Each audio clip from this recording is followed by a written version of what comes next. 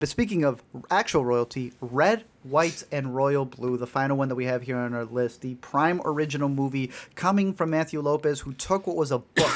I've not read the book, so I can't speak on like all of the nuances that come from that. But I believe this man wrote, directed it, adapted it for Prime in a almost 2 hours, 121 minutes. It has been the cutesy rom-com of the week. One of my favorite quotes that I've heard people say is how one of them thinks they're in Riverdale, the other one thinks they're in Call Me By Your Name. I heard that one. That made me laugh because it's true, dude. Very true. What did you think of Red, White, and Royal Blue? Well, you know the movie's a work of fiction because the Democrats successfully implement a progressive campaign strategy. That's part of it. Look, I think it's obviously a lot more Hallmark than like When Mary Met Sally. It's very cheesy. There's like a over articulateness to this type of romantic comedy where they like leave no emotion unclearly expressed so that like everybody is able to live their full emotional truth in these movies. That I think I often find like cheesy and a little bit like stiff, right? A little wooden. I think a lot of times bad screenplays sort of call out their own non sequiturs. They'll do the whole like, speaking of X, or like, do you have a minute to talk about Y? Where it just ends up being this thing where they call attention to how artificial the dialogue feels.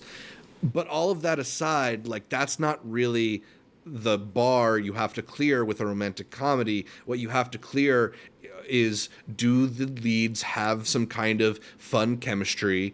Is it a world that you vicariously kind of want to live in? And is there just like enough of a novelness to the situation that it feels like fresh and it feels like something we haven't seen? And I think in all those ways, it does a really good job of getting the romance movie stuff right. I think even though, as you mentioned, Nicholas Galitzine and Zachar Perez are acting like they're in completely different types of movies, it kind of works for their vibe, and it kind of ends up being a cute, pairing between them. I don't know what Uma Thurman's accent is. I don't know. Thank you, dude. There was one point that thing dipped. Yeah. I thought she was going to pull something. It is all over the place. Also, the movie, it's trying to signal its progressive values at you like so strongly, but it's hilarious to have like a million white people jokes in a movie that is entirely either white people or basically white passing people.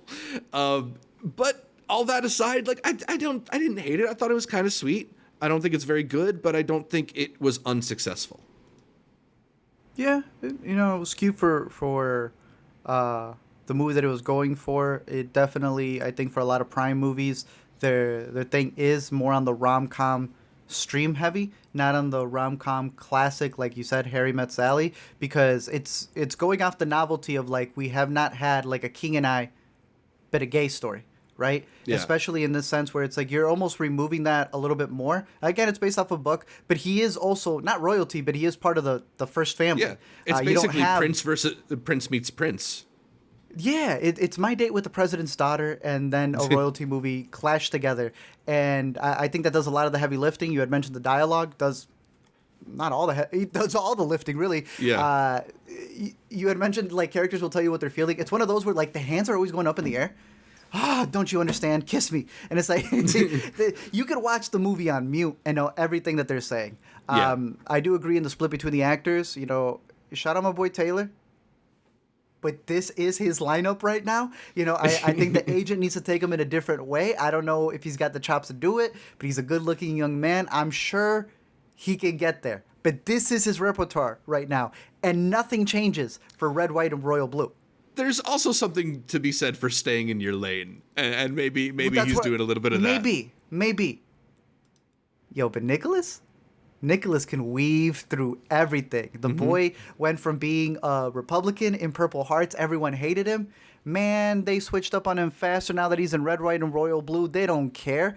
I noticed a lot of people who were going to quit Twitter and now have blue Twitter check marks so that they can get a check in the mail were the first ones to go from Purple Hearts to Red, White, and Royal Blue, and now he's at the top of the game. Man was also in Cinderella. I will always know him as Woke Timmy from The Craft.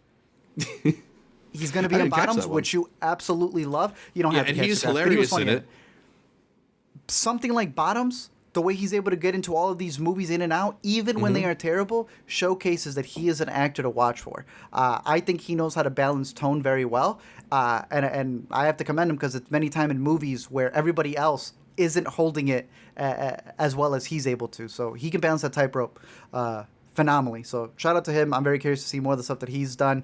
And I thought the movie was cute for what it's worth. I don't think that if this was Yeah. out in theaters, it was be smashing box office records, but for an at-home movie, for the novelty that it comes with it, I think you're going to see a lot more of these, and then eventually you will get one that's got that "Call Me by Your Name" prestige that some of the actors in this movie think they're going for. Yeah. But that is the last one that we had here for our theatrical and streaming movies of the week.